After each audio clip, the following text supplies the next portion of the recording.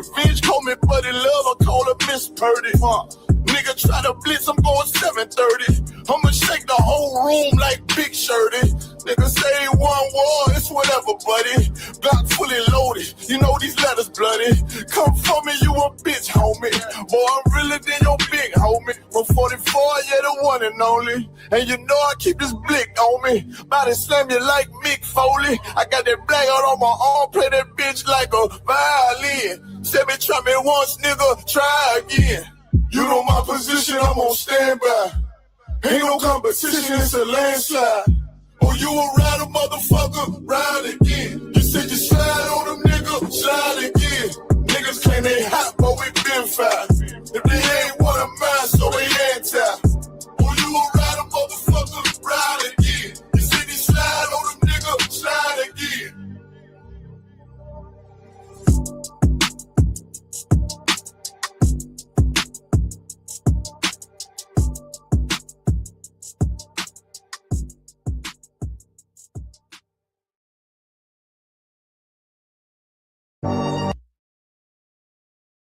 Ooh, 27 Club. All right, gang, let's really nail it this time. Here we go. A 1, a 2, a 1, 2, 3, 4. Been in this shit for some years, I ain't never left. Nigga try to save his life like he's scared of death. I got Hellstar on my body, bitch, I'm heaven sent. Hey, this UP can't nothing, we on fellowship. Been in this shit for some years, I ain't never left. Nigga try to save his life like he's scared of death. I got Hellstar on my body, bitch, I'm heaven sent. Hey, this UP can't nothing, we on fellowship. Florida Lee on my top, this a Saints hat. This the third can't be been in here, J-Cat. Nigga tryna steal the sauce, yeah, I hate that. But I ain't make the rules, I can't change that. New bottle, new wine, yeah, I can't crack. Look, flag on the play, they grabbing face masks. Niggas always saving hoes where your cape at. The only killer that you know without no face tag. Hell yeah, my bitch bad, Proverbs 31. Yeah, this is not a drill, I be 30'd up. Yeah, about to crack the sky, you better hurry up. It's all bad when you see us hang that jersey up. It's mad brick, I got the blick with my cover on. He a fed, he a op, got his cover blown. Look, I'm really outside without no scully on. It's one West, bitch, I'm on with my brothers on. He got ranked, then he left, he broke another oath. I got the plate, we about to take another zone. They was sleeping on the team, now they comatose. Left his brother out to dry, I guess he wanna fall. Put the oil on his head, that's another soul. I try to tell him we a pro, don't do this shit at home. She unhappy, left her man, she a 304. He try to justify that shit, he broke the penal code. Been in this shit for some years, I ain't never left. Nigga try to save his life like he's scared of death. I got Hellstar on my body, bitch, I'm heaven sent. Hey, this UP can't nothing, we on fellowship. Been in this shit for some years, I ain't never left. Nigga try to save his life like he's scared of death. I got Hellstar on my body, bitch, I'm heaven sent. Hey, this UP can't nothing, we on fellowship. Gotta watch these niggas, they be cointel. LeBron ain't never killed nobody, but I know he will. It's on me, yeah, where I go, yeah, that's the holy seal. My niggas itching when it's up, you better not touch a chair. Ooh, I'm with the extra, that's on the back. He ain't loyal to his brothers, how you follow that? She either working with her hands or she off her bag. Broke bitches, yeah, they done that give me a heart attack. You see the banner, but my head, I'm a part of that. These niggas cowards, pussies, we don't want no parts in that. They let our warrior out of prison, he ain't going back. And don't be speaking on the truth, cause we with all of that. Look, before they started dissing, they was fans first. You will never catch me digging in no man purse. Really put my brick in, that's why my hands hurt. And don't be speaking bullshit, that make my head hurt. Look, I done burn my fingers from the Michael Drake. For the brotherhood, I done threw my life away. I never see them, tell them come out from their hiding place. We can't do it, we told them we gon' find a way. They'd rather march 1,000 deep, we rather feed the people. They wouldn't put on all black, now he reading Hebrew. UPK the standard if you speak on Hebrew. Don't think they solid, get with them niggas just gon' leave me. Been in this shit for some years, I ain't never left. Nigga try to save his life like he's scared of death. I got Hellstar on my body, bitch, I'm heaven sent. Hey, this UPK ain't nothing, we on fellowship. Been in this shit for some years, I ain't never left. Nigga try to save his life like he's scared of death. I got Hellstar on my body, bitch, I'm heaven sent. Hey, this UPK ain't nothing, we on fellowship.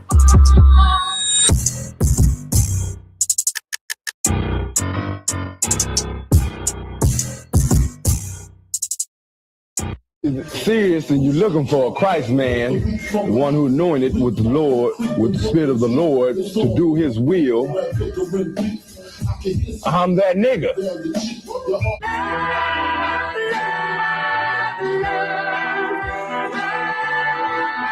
One West, 125th Street. Look, y'all put y'all faith in presidents like they gon' change this country. Run the league and let y'all play cause y'all gon' make a money. Fuck Obama, he ain't come here on cargo slave ship. What the fuck he do for blacks in his administration? I'm waiting, patient like a saint. Black, Hispanic, Native, they hate your ass the same. Hate Christ in they image, paint you as a slave. God ain't all love, scriptures say he hate. African soul niggas, they know we not the same. School to prison pipeline to get you off the streets. Put you in the cell, toilet connected to the sink. Molested as a kid, she prostituted as a teen. The byproduct of Martin Luther King dream. They just took the yoke off, my nigga, we ain't free.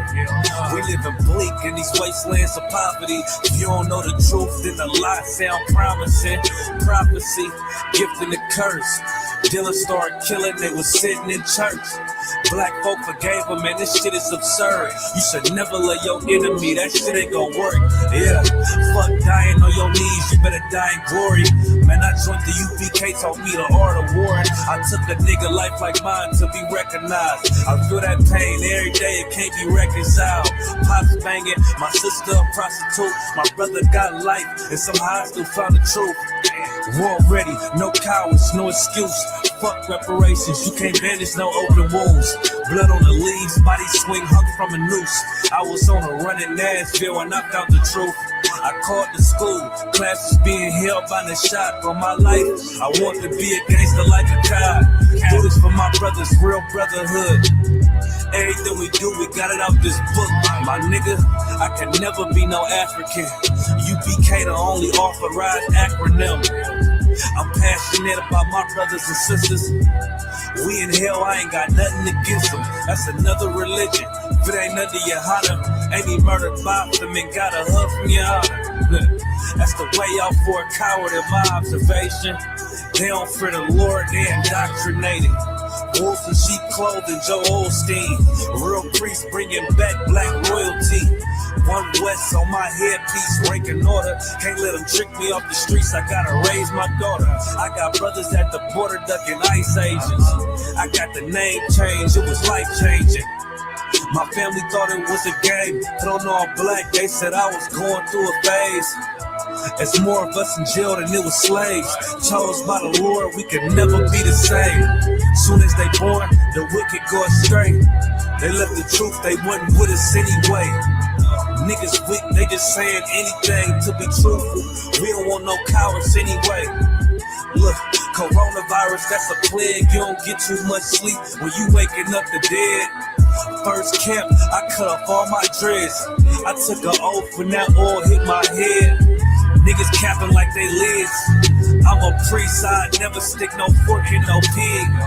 I was dead till I found out how to live. This brotherhood taught me how to be a man. I came back to my roots, I had to dig. A couple gaps I had to bridge. I got a rib, I'm married to this work. You wanna serve the Lord, he ain't in the Christian church. Came back to my roots, I had to dig. A couple gaps I had to bridge. I got a rib, I'm married to this work. You wanna serve the Lord, he ain't in the Christian church.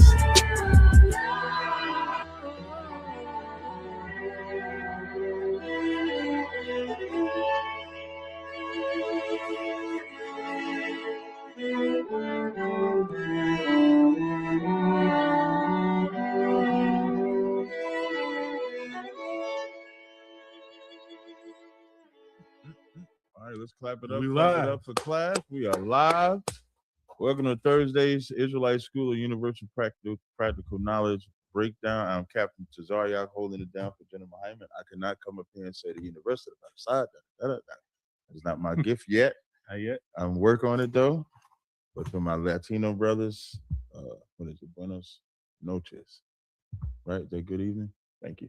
Of course, if you got any questions, any comments, you can always ask them. We'll definitely take all your questions, solve all your problems, so you won't have to suffer from Black Hebrew Israelite fatigue out there in the world. Y'all may not know what I'm talking about. I'll explain later. So whatever topics y'all have or whatever questions y'all got, now is the time to ask them. Do we have any zones here yet? We do. We got South Carolina here with us. Let's give it up for South Carolina. Hearing a lot of good things about South. You know what? I'm hearing a lot of good things about both Carolinas. When I do my live streams, a lot of Carolinas call, Georgia and California and some of the Midwest. So big up to them. Who else we got? We got you might want to slide this way. Like the whole stand to the side. It's kind of like oh, it's blocking my view. You want to see me? They know what I look like. They want to see. People want to see. Yeah, they know what I'm looking. We got Dallas here with us. Big up to Dallas. Clap it up for Dallas. Who else we got? We got Atlanta with us. Big up to Atlanta. Okay. I need to come back to Atlanta soon. Y'all see Tommy was talking about TNT. I might come down there to do a show with Tommy down there. We'll see what's happening. Any other zones? No, there'll be a few more joining us shortly. Mm-hmm. So again, for the ones in the zones, if y'all got any questions, of course, just let me know at any time, and we'll definitely answer your questions. I always start off with questions in the room before we go online. So is there any questions in the room? Young man.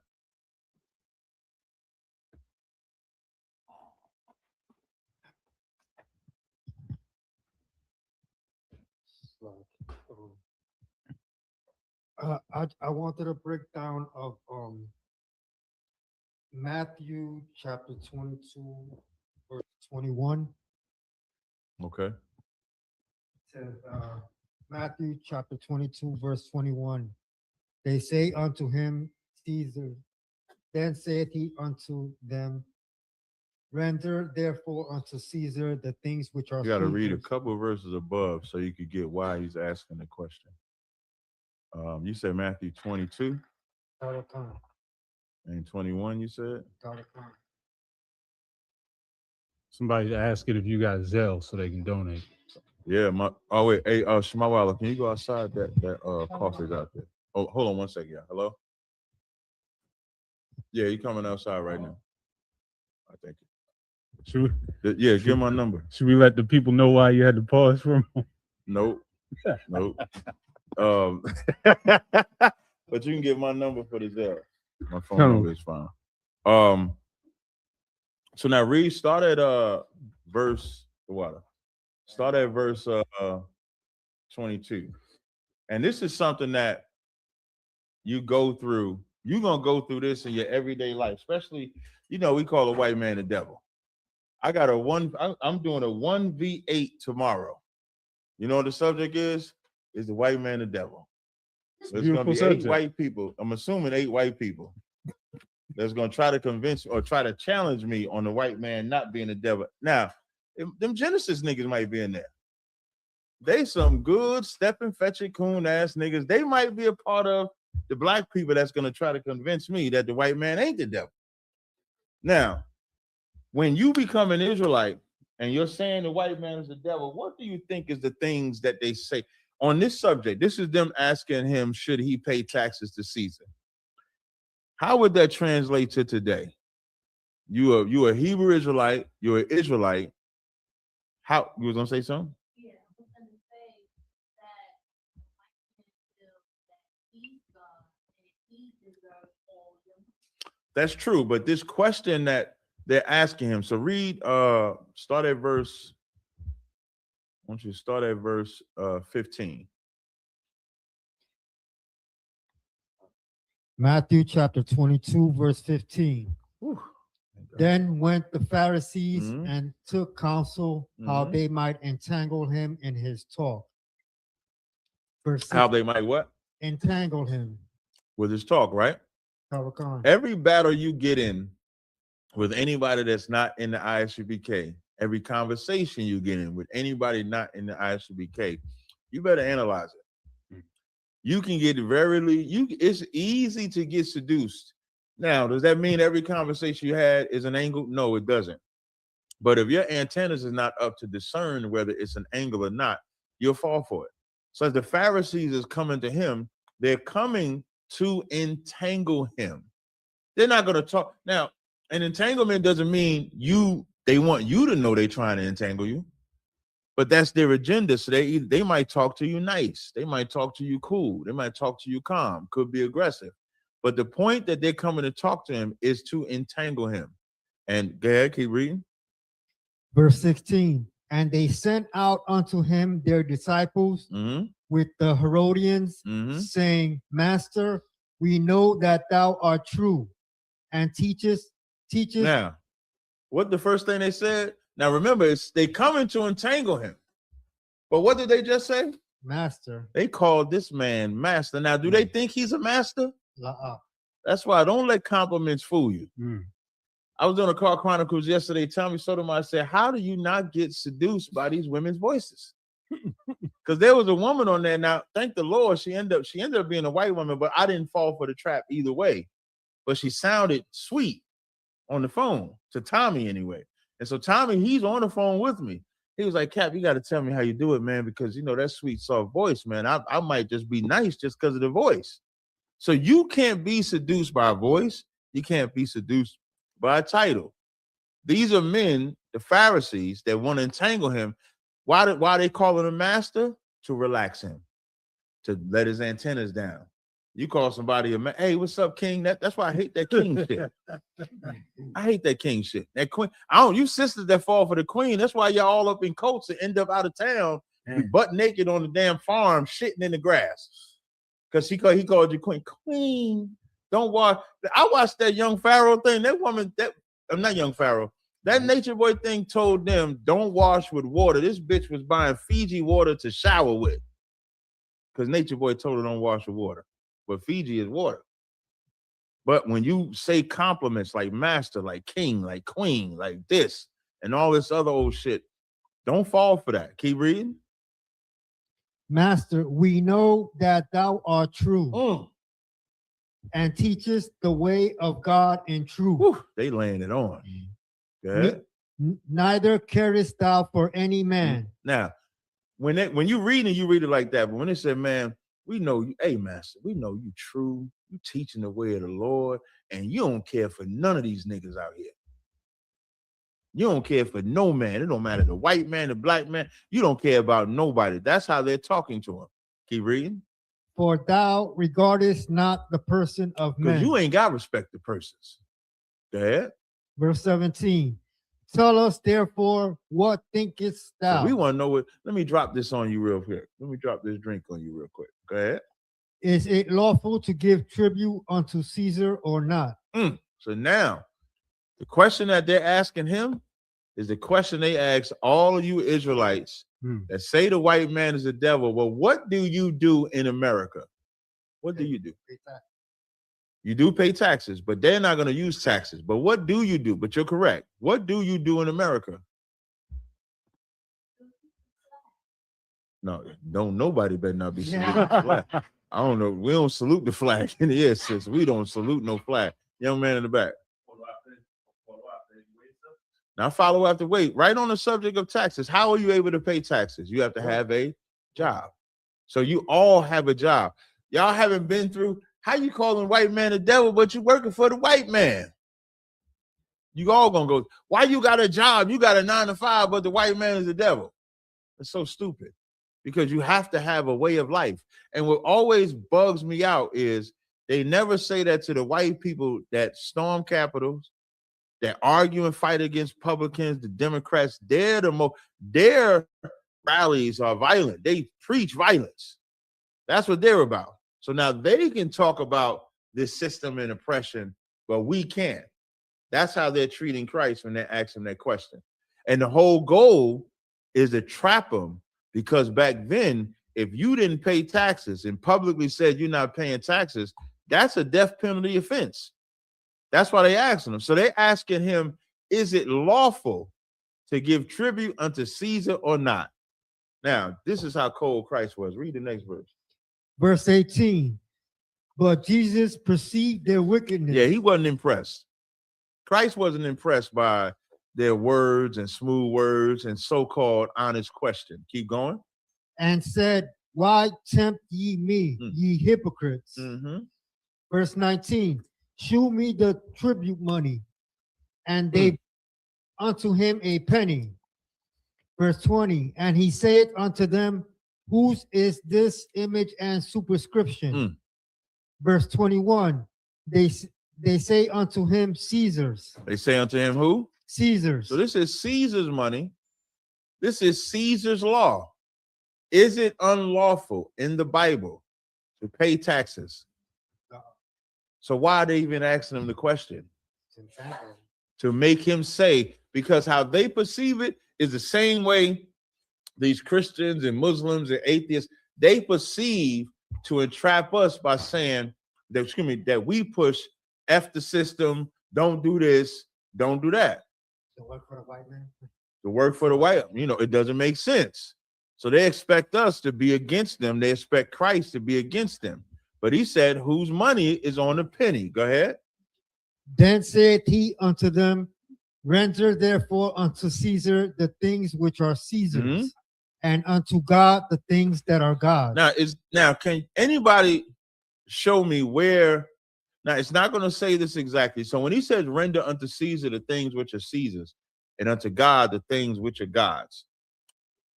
In the Bible, when we went into captivity, does anybody know a time where we were told, I don't want to say it in a way where you can get it, and I don't want it to be too difficult. Is this in the Bible that we would have to do this?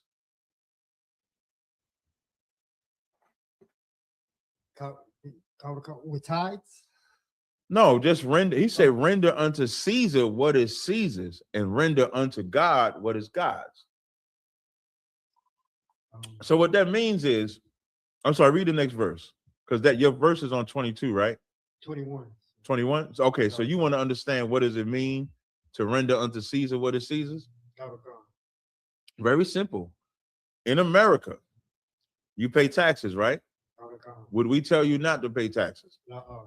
In America, you have to obey the speed limit. Would we tell you to break the speed limit? In America, you can't unalive, you can't sell drugs, would we tell you not to do that? That's rendering unto Caesar what is Caesar's. Is it only talking about Good. No, I was gonna say, is it only talking about money or like Trump? Their question is on $250 bill with his face on it. Their question is only about the taxes. I'm expanding so you can understand what render unto Caesar means. There's laws in this system that we will not break. Would we allow two men to marry? No. We would not do that, because now we're rendering unto God what is God's. So you render unto Caesar's, rendering unto Caesar and rendering to God is as simple as this. If it's not breaking the law, statute, commandment, you can obey what the system says. If it's breaking the law, statute, commandments, then you don't have to obey what the system says. It's that simple. All right. So the money, the face on the money, this is their kingdom. The scripture I was talking about, Jeremiah, the 29th chapter, go there real fast. Jeremiah 29, and I think it's verse 4, I believe. Yeah, Jeremiah 29 and 4. And you're going to read 4, and then we're going to jump to 7 in case we got questions. But whoever has it can read it. Can I read it? Yeah, do you have it? Jeremiah chapter 29, verse 4. Thus saith the Lord of hosts, the God of Israel, unto all that are carried away captives. So now he's talking to us as we're carried away captive. Keep going. Whom I have caused to be carried away from Jerusalem unto Babylon. Keep going. Verse 5. Build ye houses and dwell in them, and plant gardens and eat the fruit of them. So now, as you being carried away into captivity, it doesn't tell you to be homeless in a bump. It tells you to build houses. You know how you're going to build a house? You're going to have to work in that captivity. You're going to have to not be a slave in that captivity, because you got to build a house. You got to dwell in them, plant gardens, and eat the fruit of them. Keep going. Verse 6. Take ye wives. Take what? Take ye wives and beget sons and daughters. Now you have to build a family structure. You have to be patriarchal and matriarchal. You have to have a mother and father. You got to take wives, beget sons, get daughters. Take wives for your sons, give daughters for your husbands. that ye may increase there. You're not going to increase if you don't work. Don't ever let no Israelite come to you and say, man, we ain't got to work. Even if you live off the land, you working. But living off the land, if it's shit on the land, I can't get over that nature boy. They shitting on the grass and saying that their shit is fertilizer. Y'all know they said that. Yeah, y'all using the toilet system. That's messing up. You supposed to let your shit hit the grass. Ugh. So now you ain't living off the land. You living off the land by what you work. Your 9 to 5, your business. And in the technology world, even being what they call a content creator. But even all those things are work that get you paid. You pay taxes off of what you get paid. That's how you do it, right? Now read verse 7. Verse 7. And seek the peace of the city whither I have caused you to be carried away. Now, if you teach to break the city's commandments, that would get you arrested. That would get you thrown in jail. What they wanted Christ to do was get thrown in jail by the Roman Empire, by the Roman armies.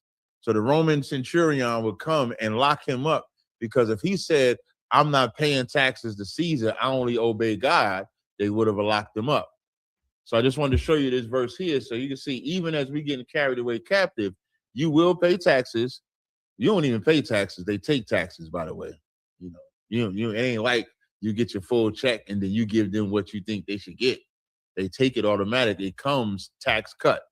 But you're going to pay taxes. You gonna say something? So like I was gonna say, is it from the slave master takes it, the oppressor takes it? Yeah, that's why we call it a slavery. What this is the work. Like what we do here is the work. That's just your slavery. All right, that answer your question? Most I appreciate it. I'll take any other questions in the room? I'll take the sister first and then I'll take the brother. Yeah, I had a situation yesterday. I was on a train. I was actually going a different way home. And this white man with the walker got on the train. So I normally don't look at that, but that was a little strange because you don't see that. You don't see what? People walking with walkers on those steps and all of that. Okay. So he got on the train, and then I'm sitting there minding my business, looking at my phone, and he saw my Shield of David. The white man. The white man. He walked over to you? No, he just yelled on a crowded train and said, Miss, I got one too. Mm-hmm. Talk about your chain. Right. Okay. So now I didn't say anything to him about it because I knew that it would embarrass me. It would embarrass what? Me. Okay. So I kept quiet. Okay. Now, what is the protocol for a woman defending her faith when you're being challenged on the train? Well, what you did was what you should do. That's the protocol, because you wasn't challenged at all. All that devil said was, I got one too. Anybody ever been on a New York train? It's savage. It's savage like. Your antenna should go up, and as long as he stayed over there and he said, I got one too, what you did was absolutely correct. Because that's what a woman should do. Why would a woman shouldn't be looking to engage with any man, but he wasn't engaging with you at all, other than saying, I got one too. Mm-hmm. And on that train, you said, you could have just nodded. Okay. I did. Yeah, and that's it. That's exactly what you're supposed to do. All right. Don't ever, and brothers shouldn't do that either. Sometimes, you don't want to waste your time. It's hard for me, unless it's online where it's a teachable moment. I don't have one-on-one battles with white people in private. I don't do that. So you also don't need to do that. You don't need to entertain that. The goal of a woman is to not endanger herself. You start arguing with a man, even in a woman, in some instances, you can endanger yourself. And on that New York subway, you don't know what he could pull out. Next thing you know, he's stabbing you or fight. The trains, there's horror stories on there. So you did it absolutely the way you're supposed to do it. All right? All right, let's go. What's going on, young man? So I was Shalom Adawan. My question is with Jeremiah. chapter 31, verse 27. Mm-hmm. Read it and then ask the question. Okay, you read. Behold, the days come, saith the Lord, that I will sow the house of Israel and the house of Judah with the seed of man and with the seed of beast. Mm-hmm. What is Read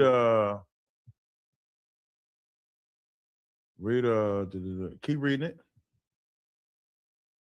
And verse 28. And it shall come to pass that like as I have watched over them to pluck up and to break down and to throw down and to destroy and to afflict, so will I watch over them to build and to plant, saith the Lord. So now when he says, I will sow the house of Israel and the house of Judah with the seed of man and with the seed of beast, what is sowing? Planting. So what is he saying he's going to do with Israel? He's going to plant them with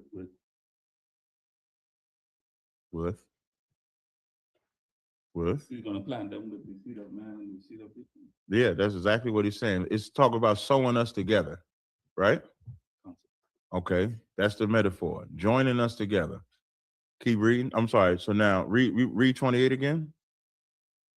And it shall come to pass that like as I have watched over them to pluck up and to break down and to throw down and to destroy and to afflict, so will I watch over them to build and to plant, saith the Lord. Now, why is he saying in verse 28, and it shall come to pass that like as I watched over them to pluck up and to break down and to throw down and destroy and to afflict, so will I watch over them to build, to plant, saith the Lord. Now, what do you think a Christian thinks of this verse? Of the 27th verse, I will sow the house of Israel and the house of Judah with the seed of man and with the seed of beast. What do you think they think that is? I'm not sure. You're not sure? Anybody?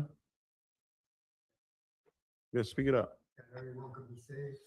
That we're all going to be joined together. That's how they interpret it. Where is Israel outside of the house of Israel and the house of Judah? Where is Israel outside of the house of Israel and the house of Judah? Scattered. Yes, scattered. So that seed of man and seed of beast is not talking about other men. It's talking about us where we are. When you read 28, it says, and it shall come to pass that like as I watched over them to pluck up and to break down and to throw down and destroy and afflict, I will watch over them to build and plant. So it's going to be the house of Israel, house of Judah, seed of man, seed of beast, building, right? Now read 29. In those days they shall, 29, in those days they shall say no more, the fathers have eaten a sour grape, and the children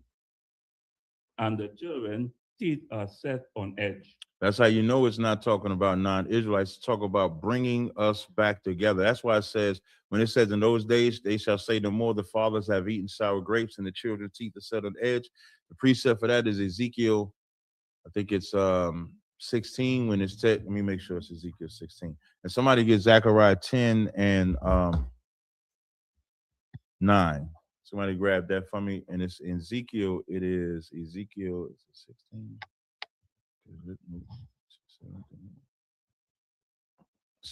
Grab this one, Ezekiel. That is a sour grape.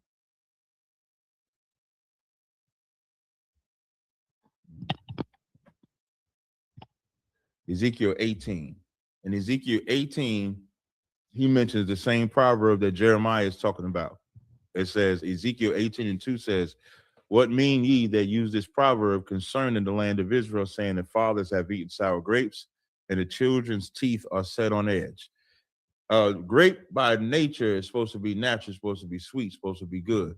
The sour grapes is when you eat something sour, it turns your stomach. So the metaphor is the fathers have eaten sour grapes, therefore the children's teeth are set on edge. We don't have nothing to eat. So we don't have that proverb no more.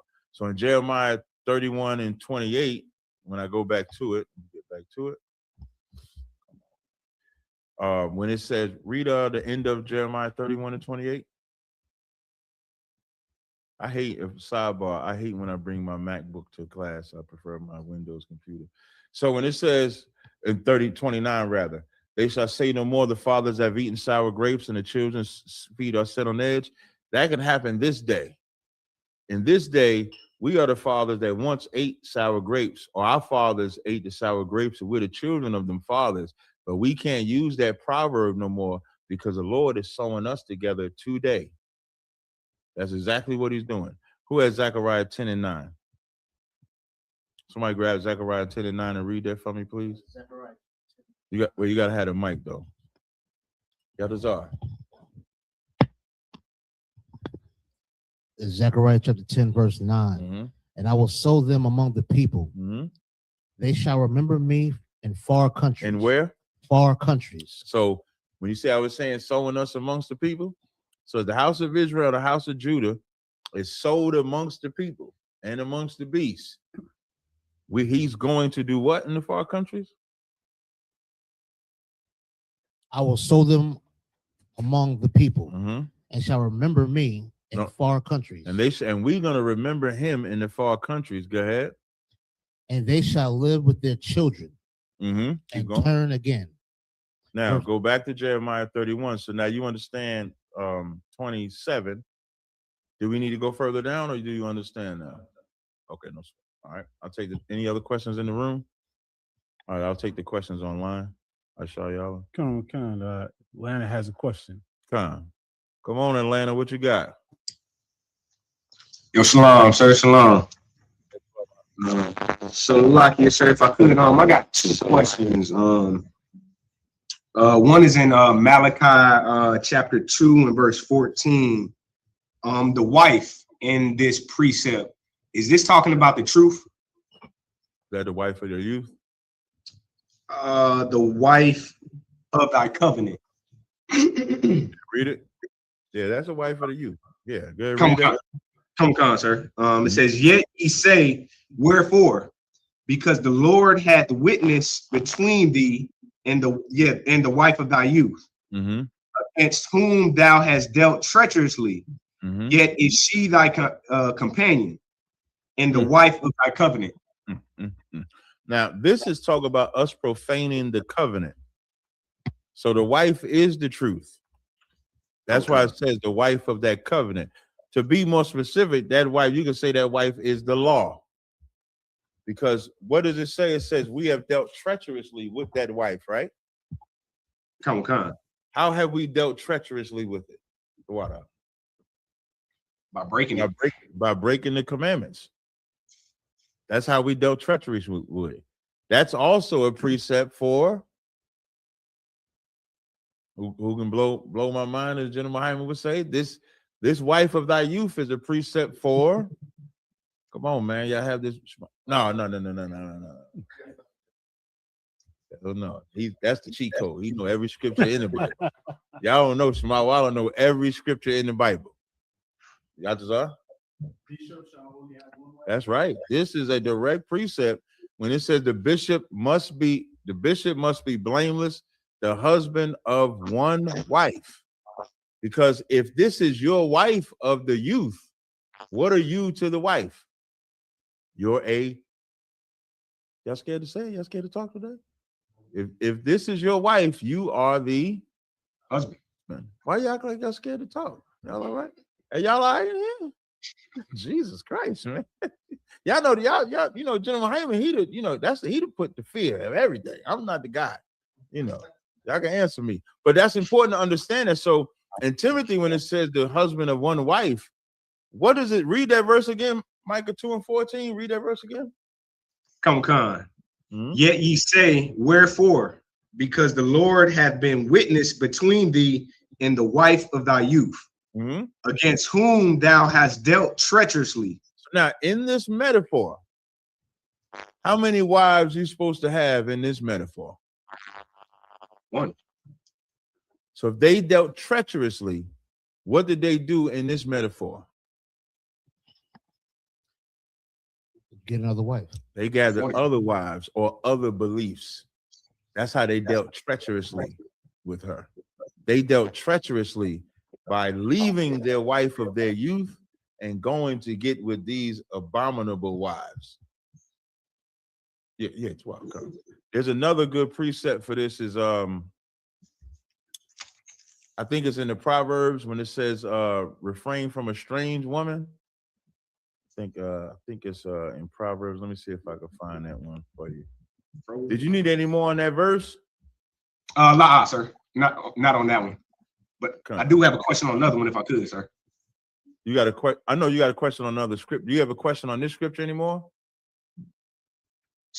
Salaki, you broke up. I said, did you need more? I want and go to Proverbs.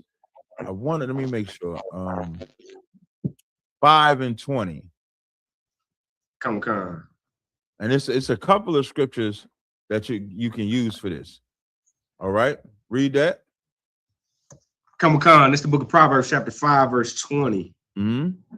And why wilt thou, my son? Start at verse 19. Start at verse 19. Come.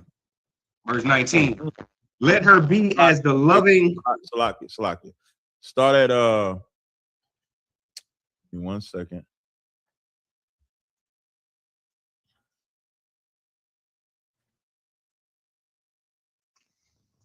Read verse 18. This is going to tell you directly. This is directly what you can use for the bishop and the understanding of the wife of thy youth. Read 5 and start at Proverbs 5 and 18. Come, verse 18. Let thy fountain be blessed, and rejoice with the wife of thy youth. See, it's using that same phrasing, right? Come. Verse 19. Let her be as the loving hind in pleasant roe.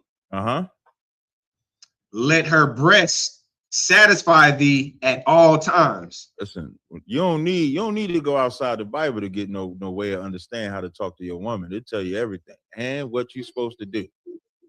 It said, let her be as a loving hind, pleasant roe. Let her breast satisfy thee at all times. Now, this is giving you a physical understanding of the wife of thy youth. Malachi is giving you the spiritual understanding. This is how you know that they're going to marry together. Because most people will, when I said it's treacherous if you deal with the other wives, they're going to think it's about multiple wives. But it's a certain type of woman that you can deal treacherously. What are the women that they dealt treacherously with in Malachi? Give me some examples. Sis? That's not correct. Who? No. Yeah, Yaduzar? Is it more than one mic? Keep on. Is it? Yeah. So like sir, in Malachi, the priests went and sacrificed unto other right. So that's what I'm asking. So what would the wives be? Like, give them to me. The wives will be the gods of the other nations. Okay, if you teaching, don't say that. That's true. You're not wrong. You got to say shit like Christianity, Islam, Egyptology, all the stuff in the prayers, Baal. So back then, the other wives, and the reason why that's important in the metaphor is to understand in the spirit what is being said in the flesh. What we're reading in Proverbs, you can look at that as the flesh. What we're reading in Malachi is in the spirit. Both of them are saying the same exact thing, because in Malachi, it is a sin to get with other nations' gods, right? Keep that in your head. Keep reading Proverbs, brother. Come. And be thou ravished always with her love. Man, let that sizzle in your spirit. Be ravished always with her love. Go ahead. Verse 20. And why wilt thou, my son, be ravished with a strange woman? Now, what's a strange woman? What is a strange woman? Christianity. Well, no. This is the flesh. What is a strange woman? No. Boy, don't ever say that publicly. What is a strange woman? I'm glad you wasn't on mic. I'm glad he did not have the mic when he said that right there. What is a strange woman? There you go. A white woman. Y'all gotta stop talking. You don't have to say woman of another nation in here. and you want to get in the habit of saying a white woman, an African, a Chinese, talk like you're going to talk in the street. That's how you want to talk. Don't talk like you think what I want to hear. What I want to hear is how, like if you say one of another nation, you say that to a nigga in the world, he ain't gonna understand it. He gonna say we all one nation, so I'm good. Got to be specific. So when you talking, when you answering, you want to get in the habit. It's like any type of training.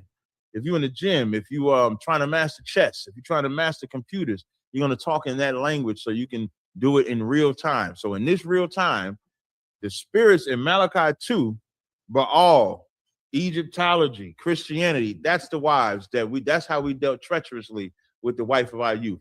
In Proverbs, that you got you an Israelite woman, instead of being ravished by her, you go get ravished by some stinking African or some ugly white woman that don't even wash her feet. I saw an argument they on the news talk about they don't wash their feet.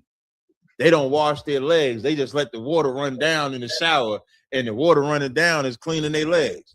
I saw a whole scientific breakdown where two Edomites tried to say they don't need to do that and broke down the whole science on why they didn't believe they needed to wash their legs. That's a strange thing, man.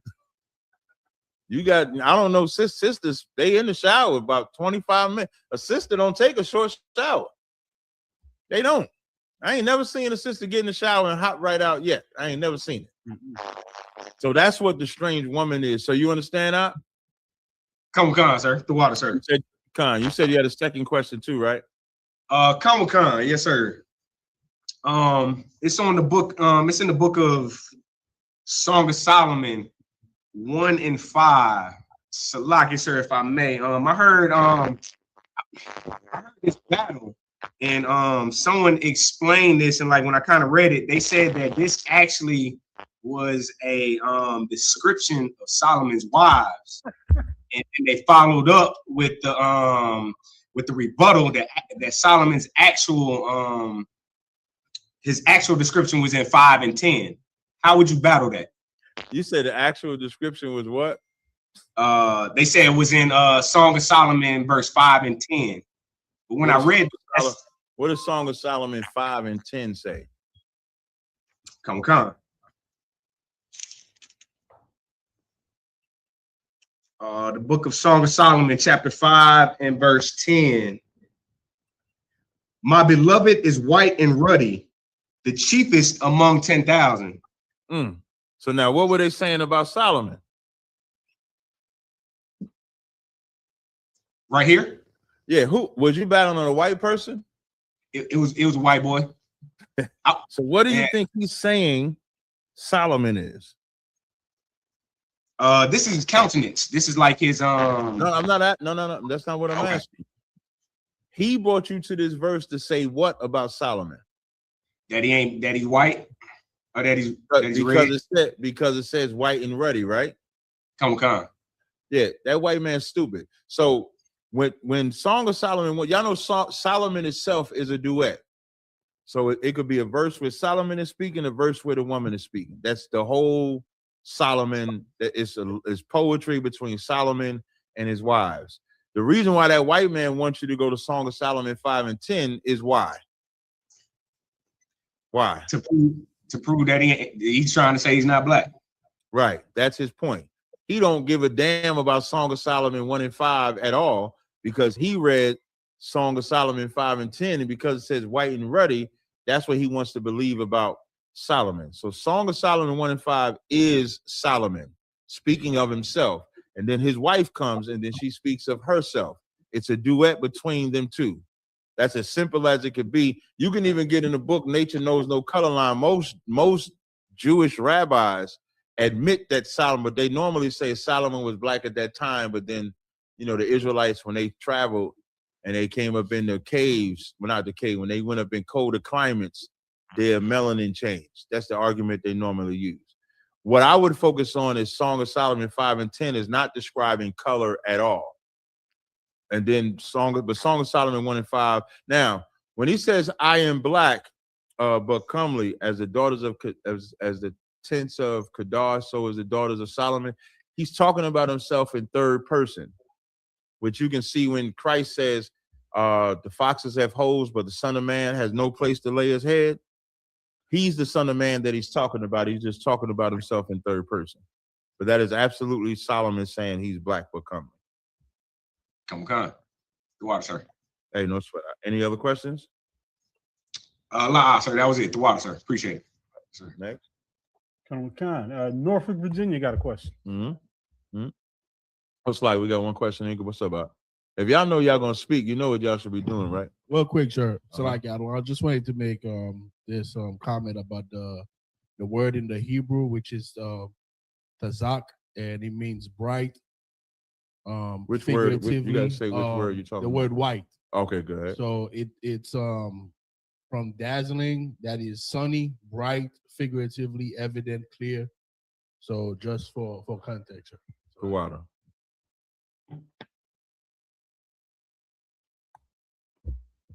Norfolk, Virginia's on the screen. So. What's going on, Norfolk? We can't hear you out.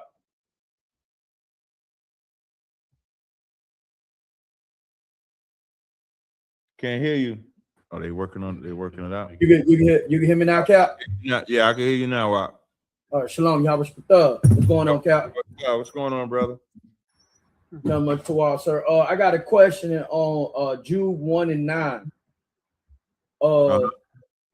I'm gonna read it for you, sir. Book of Jude 1 and 9. Yet Michael, the archangel, when contending with the devil, he disputed about the body of Moses, durst not bring against him a railing accusation, but said, the Lord rebuked thee. Okay, sir. My question is, what did it mean when he said he durst not bring against him a railing accusation? That's an excellent question, brother. So now they're disputing over the body of Moses, right? Come on. We know the mistake that Moses made.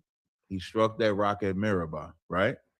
And because of that mistake, he could not enter into the kingdom, right? So when Michael and the devil is disputing over the body, does the devil, or I'll just say, does Satan have a point about what he's saying about Moses? Come on, sir. And who knows he has a point? The Most High? Nope, you can't say the Most High. It cannot be the Most High because we don't read the Most High. Okay, come on. Who knows that he has a point? Michael. That's why he said he's not. So as they're disputing over it, he ain't bringing no accusation against Satan. Michael ain't saying, Satan, you wrong. So he says, the Lord rebuked thee, meaning the Father. Hey, step in, man. Because Satan has a right to say what he's saying. Hey, Moses did these things, but he did this too. So that's the contention between the two of them. Go to Zechariah 3. Go to Zechariah 3 and 3. Go to Zechariah 3 and 1 and 2. Come on. The book of Zechariah 3 and 1. And he showed me Joshua, the high priest, standing before the angel of the Most High, and Satan standing at his right hand to resist him. And what? To resist him. So now, what you're reading in Jude is in the spirit of what's taking place in the flesh. Joshua is the one standing there dealing with the body of Moses, how to bury him. And you got Satan on one hand to resist him and the angel of the Lord on the other side. Read verse 2. Come on, verse 2. And the Most High said unto Satan, the Most High rebuked thee, O Satan, even the Most High that have chosen Jerusalem rebuke thee. Is not this a brand plucked out of the fire? So now that's the latter part. When Michael says the Lord rebuked thee, that's him doing that in the name of the Most High. So Zechariah is giving you the physical thing that's taking place in the spirit world, what Joshua has to deal with. Who makes the decision? Joshua. But so that's what's taking place right there. Am I answering your question, or just making sure I explain it to you right? Come on. No sweat. Now read the verse. Now go back to Jude. Come on, cousin. And read the verse after that. That's verse 10. So now, because the point that Paul is bringing this up, right? Paul is not what. Jude is not bringing this up because he want to talk about that. Jude is bringing this up for a different point. The point that he's trying to make. Before you read that verse, read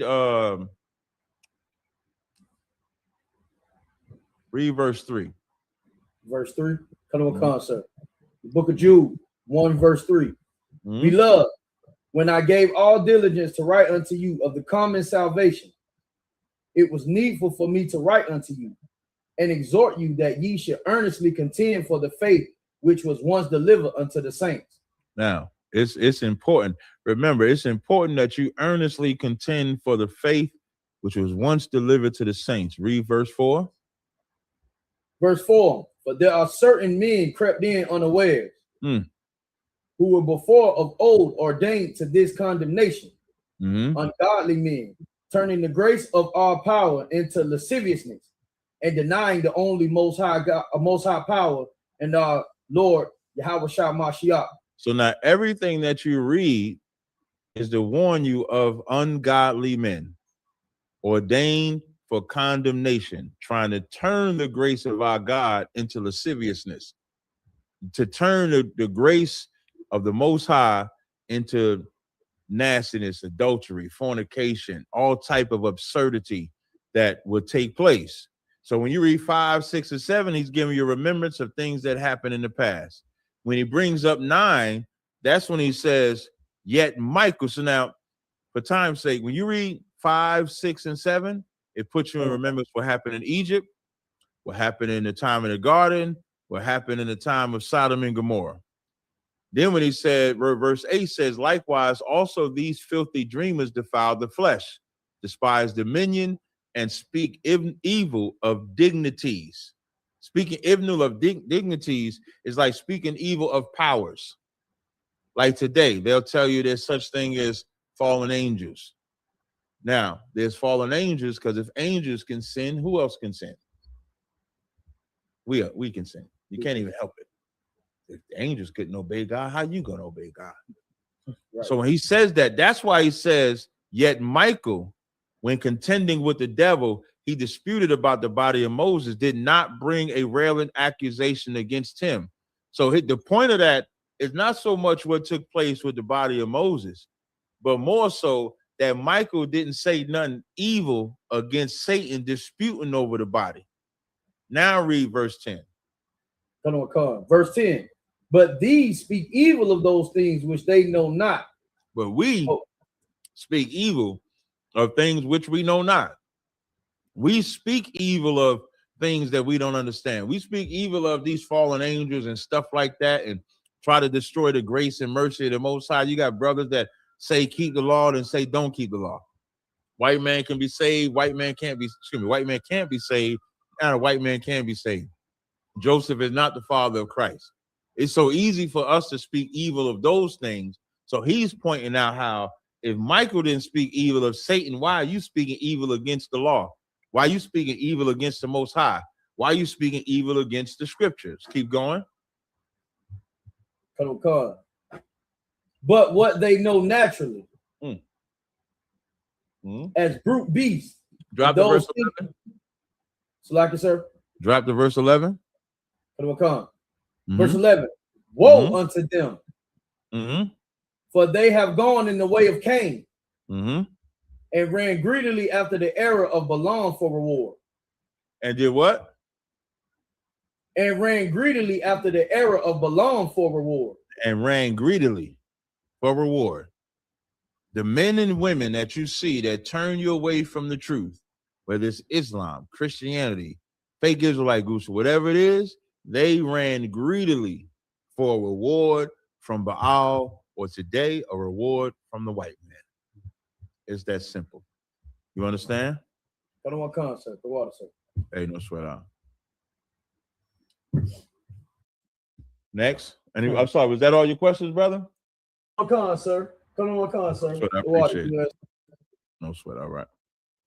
Next. Yeah, we got a couple of super chats. Okay. Get those real quick. Mm-hmm. Jim's 93 sent $9.99 and asked, can you break down Romans 11:24? I sure can. Thank you to James for the question on Romans 11 and 24.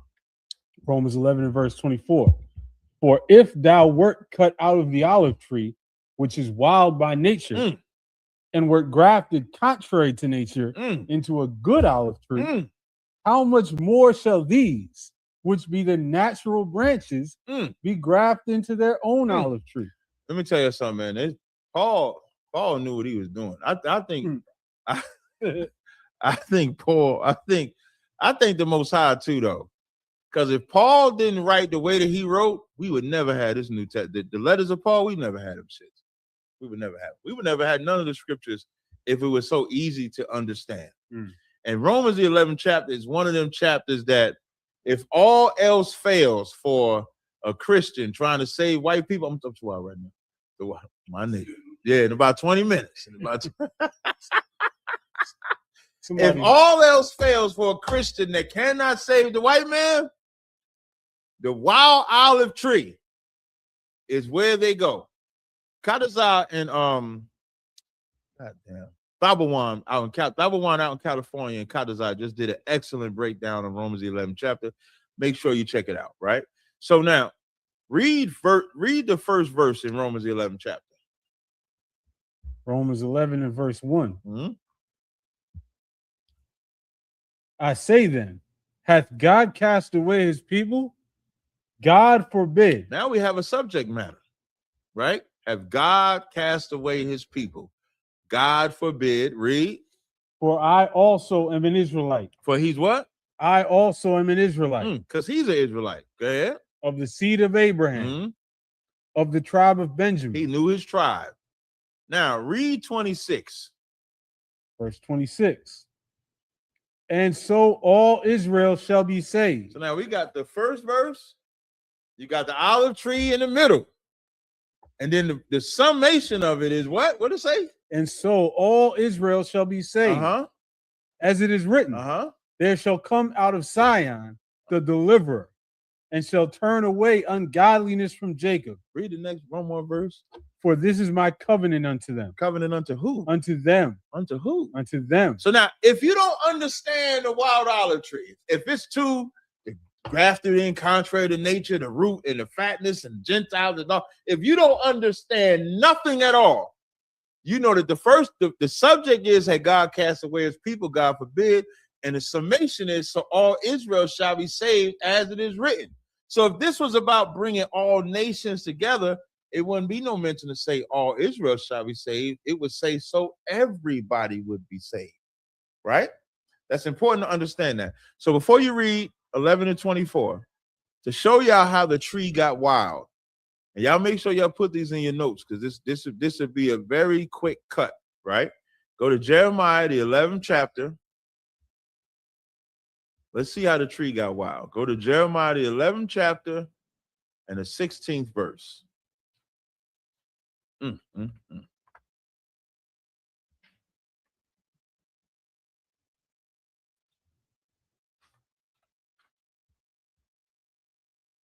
Anybody got it? Jeremiah. If you're gonna read, just grab a mic. Now y'all done been in class long enough to where if you know you're gonna read. Now I don't care. You know why I would say this to y'all like that? Because I hate when y'all make Jeremiah wait. Just a pet peeve of mine. When y'all know y'all gonna talk, just get the mic. Simple task. There's 2 mics out there. All right. Don't y'all keep doing it to me. Just don't do it to Jeremiah. All right. Go ahead. Jeremiah chapter 11, verse 16. The Lord called thy name a green olive tree, fair and start at 15 so they can understand. Start at 15. Jeremiah chapter 11, verse 15. What had my beloved to do in mine house, seeing she had wrought lewdness with many, and the holy flesh is passed from thee? Now, what the Lord is saying is, what have I to do with mine house? Because we have committed lewdness with many. That is going on. You know, people make the Bible like a utopia sometimes, like the children of Israel was these holy, righteous, God-fearing people. That's just not true. You read about our disobedience all throughout, which is why nobody should be surprised. When people say they want to take it back to the Bible days, it is. Because the same way the children of Israel was disobedient back then, we are being disobedient right now. You know how you know we're being disobedient? Because Christ is not here. If we were obedient, Christ would be here. And so now he's saying they commit this lewdness with many. That many is the same belief systems, the same races you love, the same people you want to sleep with no matter what. Then it said, keep reading it. And the holy flesh is passed from thee. Mm-hmm. When thou doest evil, then thou rejoicest. And you rejoice at the evil that you do, which is what we do all days. Now, because we did that, read verse 16.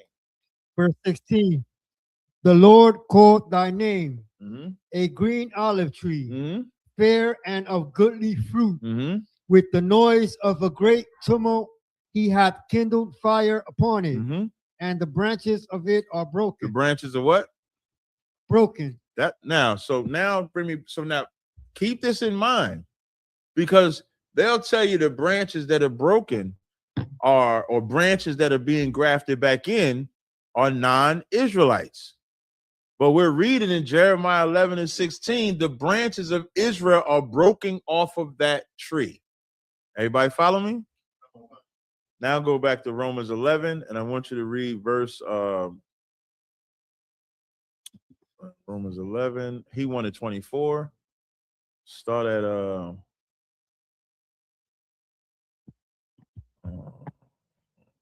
now we're gonna skip just a couple of verses, but I want you to read. You're gonna read 16, 17, and let me do 24, and then 23.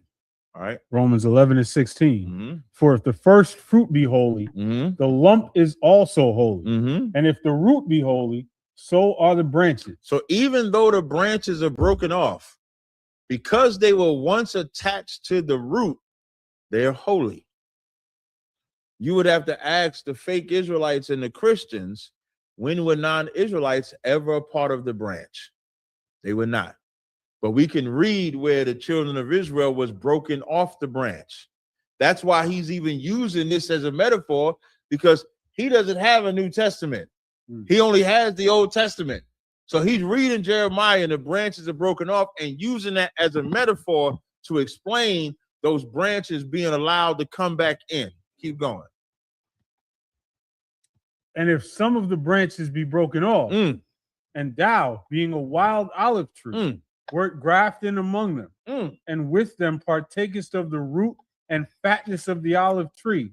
Now, read verse verse 23. No, not 23 yet. Read so now when it says, and some of the branches are broken off, and thou being a wild olive tree, because even though some of the branches are broken off, are all the branches broken off? No. There's some branches that still remain. Metaphorically, it would be Judah would still remain, Benjamin would still remain, Levi would still remain. The other branches are gone.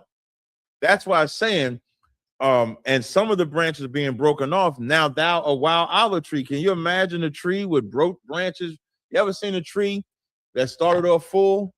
It's broken, now it's burned. So you maybe half the trees, its branches are broken off, and that's an ugly ass tree. That's a wild tree. What you want to say? I want to say, why is it that She got a mic.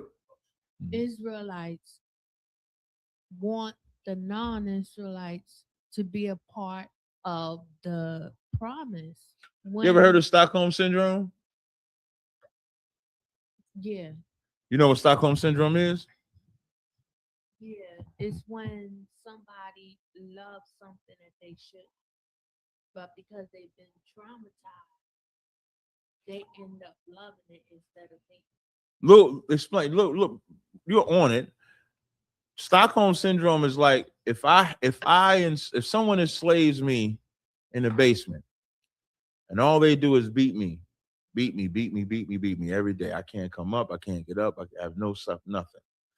Then one day, I do something and they give me a cookie for it. or they give me ice cream for it, or they let me come upstairs and sit for a couple of hours. What I would do to be able to sit up there for a couple of hours all the time, I would save them. When someone would come and say, man, you got to separate from it. I can't separate from it because I'm trained, because I'm disciplined. That's what they know. You know, Stockholm is not even about us. Stockholm is in Germany, I believe. Sweden. Right? Sweden? Stockholm is in Sweden, where a white woman went and robbed banks after she was kidnapped by the kidnappers. And they had her kidnapped so long that she began to take up their fight. Like, make no mistake, Stockholm syndrome is not black, or it's not scientists understanding black people's pain. It's them understanding their pain. And then we just take it and we can apply it to us, because it's only when they feel their pain that we can see ours. So Stockholm syndrome was from a white woman teaming with these bank robbers, and they couldn't understand it.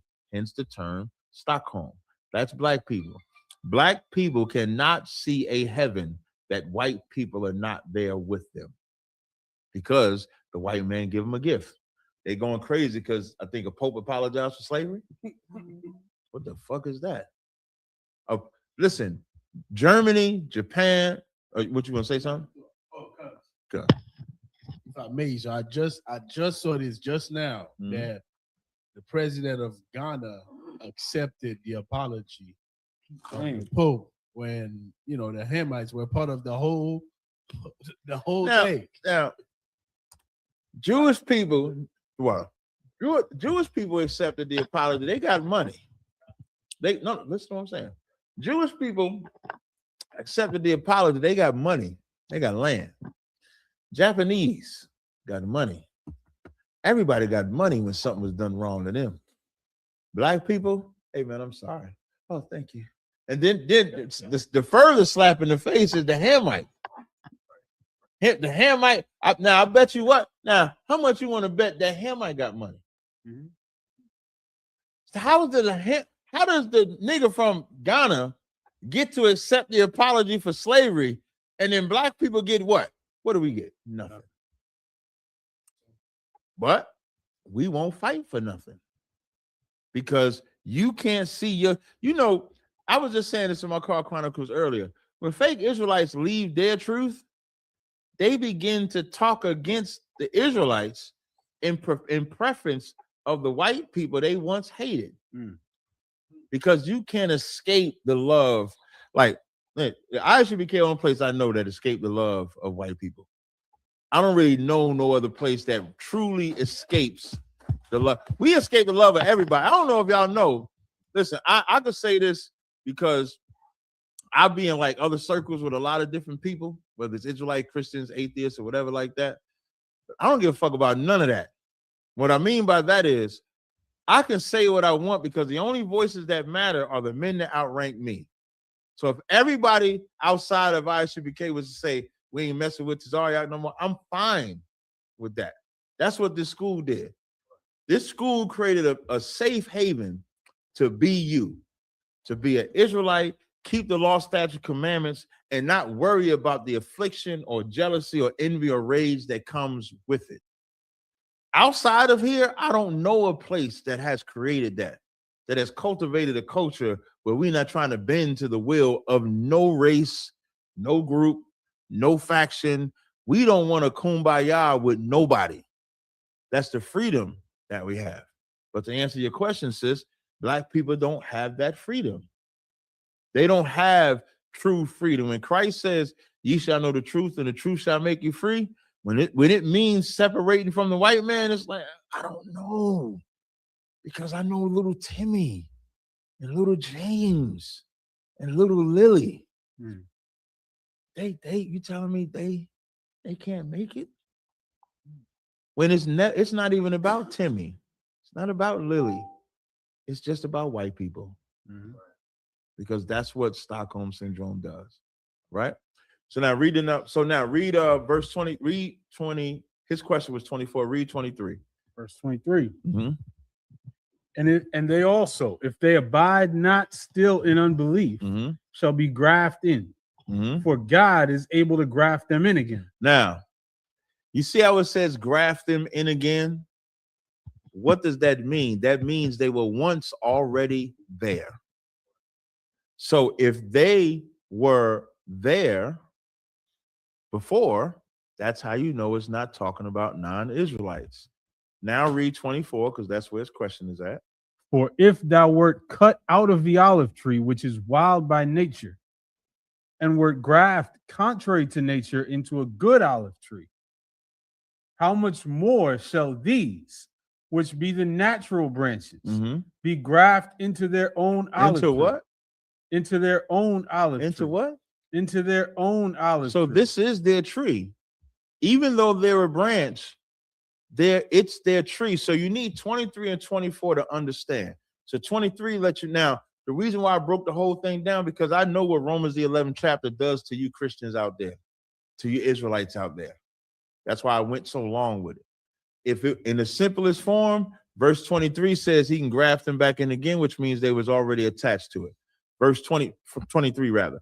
Verse 24, for if thou were cut out of the olive tree, which is wild by nature, that's what makes the tree wild, and were grafted in contrary to nature. Grafted in contrary to nature, you couldn't take a tree limb and attach it to a tree. That's what makes it wild. Because a tree, the only way, if a limb breaks off a tree, the only way you're gonna put that same limb back on is to get some tape, some glue, put that tree back on. It has to grow new limbs. That's why it's saying contrary to nature, because nature, it fell off, is gone. So when it says grafted back into their own tree, it's just saying how much more good is it for us to be together. Now, take the trees out the equation. How much is it good that only 2.5 tribes of Israel survive, or that all 12 tribes survive? I think it's good if all 12. How much? That's what that's saying. How much better that all the trees, all the branches be attached back to the tree. The natural branches that's already there, the branches that was once broken off are come back. That's better, because isn't it better that the tree be whole? Because what story would be remembered? Do you want the story to be remembered that, yeah, it was 12 tribes, man, they bust them down to 2.5? Or do you want the story of, man, it was 12 tribes, man, them brothers fought each other, broke up, but you know what? Them brothers came back together. You ever see that movie? There's a movie, The Harder They Fall, right? In the movie, The Harder They Fall, it's a movie with Idris Elba. What's the sister? She's a good female actress too. I can't remember her name. Who? Regina King. This nigga know outside the world too. So I know everything. Regina King, and it's about it's a Western movie, and it starts off with Idris Elba coming into this family, unaliving the man and unaliving the woman. And then putting a blade cross in the little boy's head, right? You don't really know much of the story outside of that. And then so the little boy grows up to be just like Idris Elba. He's a bank robber, and his whole point is to get vengeance against Idris Elba. When it gets to the end, when Idris Elba tells the story, and I would listen, I got so engulfed in this, I hated the ending. I'm gonna tell you the ending I would have liked. I'm gonna tell it now. When it got to the end of the story, Idris Elba's in there, and the brother, the white man, what's the brother he loved them white women? Well, he don't love them no more. They chased him down the street. The brother they chased, Jonathan Majors. So Jonathan Majors is now the grown man coming to unalive Idris Elba. Idris Elba sits there and tell him the story how the man that his father that he unalived was Idris's father. And Idris used to beat the hell out of his mother and then unalived his mother. So the reason why Idris shot the man, Jonathan Major's father, because that was his father. He's revealing they brothers. And he did that as an act of vengeance because of what his father did. You know what I hoped? I hoped that when Jonathan Majors find out that that's his brother, that they would have been brothers. You know how cold that shit would have been? If they would have just been, if they would have just turned the story, that's a greater story than Jonathan Majors unaliving, getting the vengeance, and now it's just only one brother. Because it don't build brotherhood, it just builds more vengeance. So when it comes to Northern Kingdom, Southern Kingdom, or the nation, the 12 tribes of Israel, that's why it says, grafted in, it says, how much more shall these be, which the natural branches be grafted back in? In the further verse, it says, let me see if I can scroll.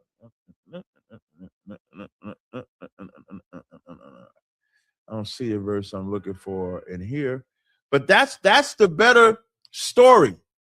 The better story is for all 12 tribes to come together, and that's what Paul is doing. Paul is showing you how, yes, we fell. These Israelites fell, but if the root be holy, so are the branches, and so all Israel shall be saved, as it is written. It's that simple. All right? I hope I answered this question. I'll take the next question. Come on. Another super chat. Mm-hmm. My brother sent in $6.99 Canadian dollars. Cap, can you help me break down?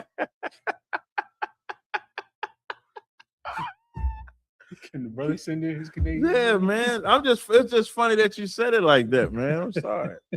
Yeah. Can you help me break down what is lawful to do on the weekly Sabbath? Can we cook food, for example? Who can't cook food on the Sabbath?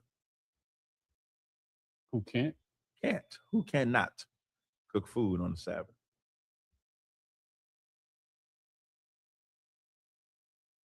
Don't nobody know this answer? Y'all gonna struggle out there. Who cannot cook food on the Sabbath? Someone who cooked for a job, a slave. That's right. If your slavery is working for the master, he cannot make you cook on the Sabbath. But can the master cook on the Sabbath? Why? No, it's not true. Why can the master cook on the Sabbath? It's a job. That's right, because that's not servile work. Servile work is exactly what it means. What you serve, the master you serve, you don't work for him on that day. Listen, y'all be talking about cooking. If your wife said move that couch, can you move the couch on the Sabbath? Can you pick your baby up on the Sabbath? Not hell no, you can't. Not if it's certain, not the way these niggas treat the Sabbath. You can't cook food. You can't change diapers. Can you make the formula for your baby? When them 2 hours is up, when them 3 hours is up, and baby need that milk, can you make formula on y'all? See, y'all be so stuck on stupid shit with cooking. Can you make formula? Can you change the diaper? If your kid want to run around and play, can you run around and play? Can you sweat?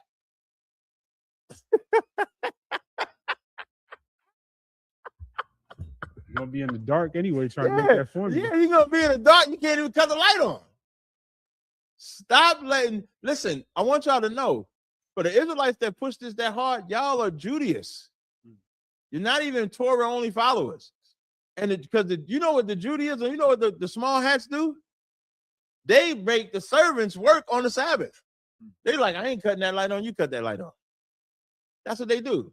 So yes, you can cook on the Sabbath. That is not your slavery, man. Can you have sex on the Sabbath? I knew Shalal Yahweh was gonna say. He said, he ain't even wait for the mic for that one. Come on. Can you sleep on the Sabbath? You know, sleep is pleasure. Can you sleep on the Sabbath? Like, I want to know what y'all do all day on the Sabbath. Like, do y'all just be sitting, oh, we can't read, we can't do nothing. You know how oppressive that is? You know what you be doing? You be watching the clock all day. Oh, we only got an hour left. Y'all be treating that shit like Day of Atonement. Y'all be on Day of Atonement, can't eat for them 24 hours. Hey, do you go on Facebook on the Sabbath? I know y'all ain't going on Facebook on the Sabbath. And Instagram, you picking up your phone? Man, come on, man. Give me the next question. Appreciate the donation, though, brother. Give me the next question. Come on. And also a super chat from Officer Kawak. No question, just $4.90. Appreciate that, man. Appreciate it, brother. All right. We got a question from Salakia, from Officer Sharat in Florida. Quick question. He was having sound issues, so he sent it to me. Mm-hmm. From Numbers 35 and 28. Why does he have to wait till the high priest dies? What's the significance? Who? So Numbers 35 and 28. Who has because to wait? Numbers what? 35 and 28. Okay. But who's the he that has to wait? You want me to read the verse? Yeah. Come. I thought he would have asked. Numbers 35 and 28. Because he should have remained in the city of his refuge until the death of the high priest. But after the death of the high priest, the slayer shall return into the land of his possession.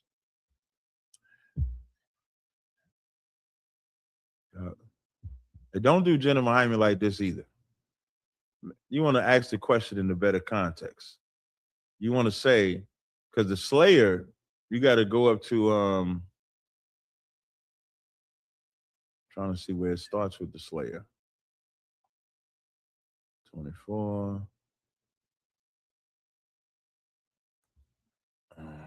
Because this is talking about a city of refuge for accidental unaliving.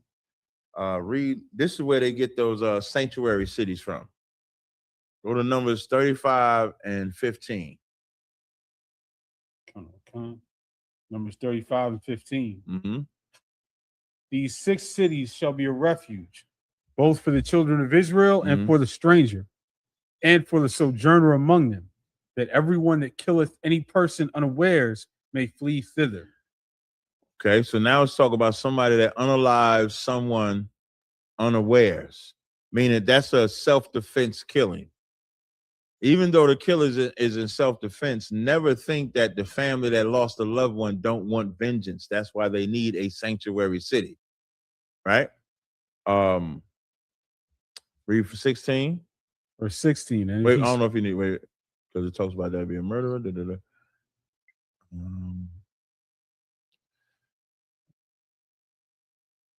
So now when you read 16 through 19, it talks about if he smite him with the instrument of iron, he's a murderer.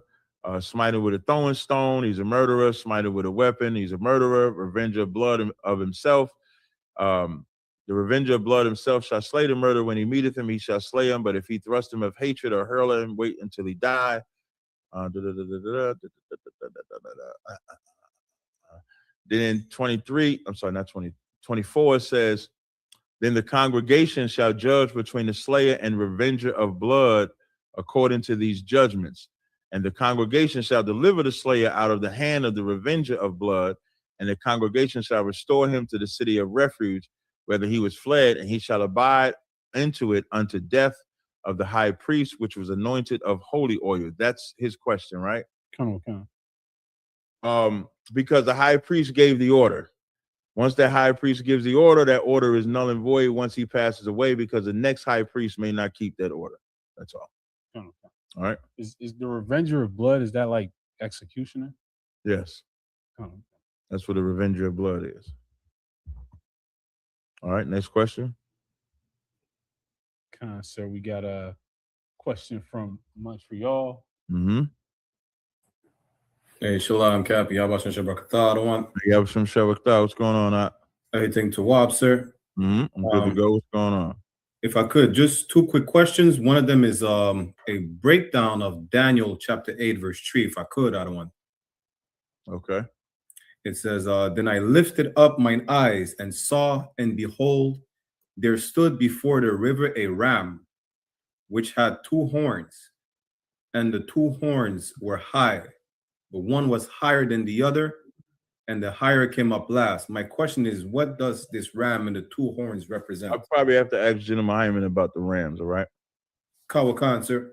Mm-hmm. My other question is in Exodus chapter 32, when they were making the golden calf, basically, did Aaron make the golden calf because he lost faith, or because he was scared of the people?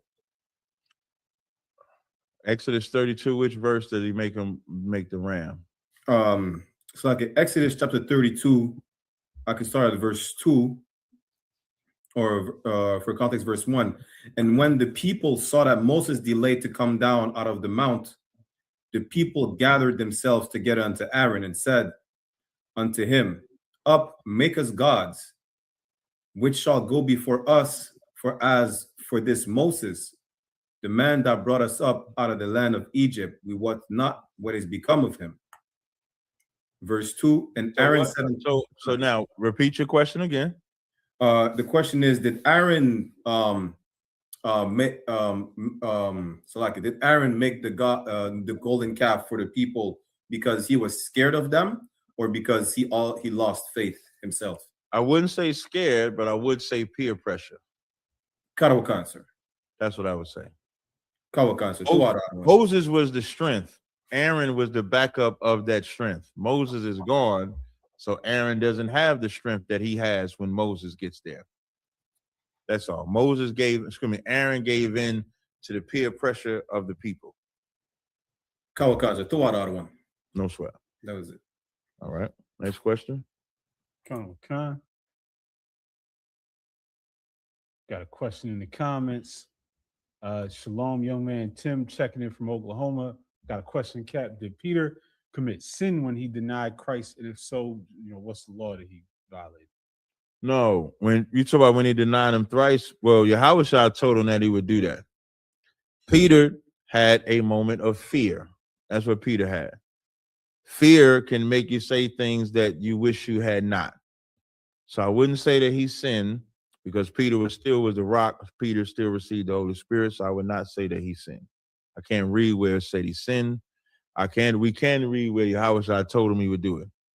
And and that's the most important lesson. Like Peter, I think, give me where Peter said, he basically said, I'll die for you. And Christ said, before the cock crows, I think that's the exact phrase he said, before the cock crows, you would deny me 3 times. That's diabolical to know that. To tell that to somebody in Peter, because Peter was talking big time. Peter was a gangster with it. Peter was like, I'm gonna do this for you. I'm gonna do this.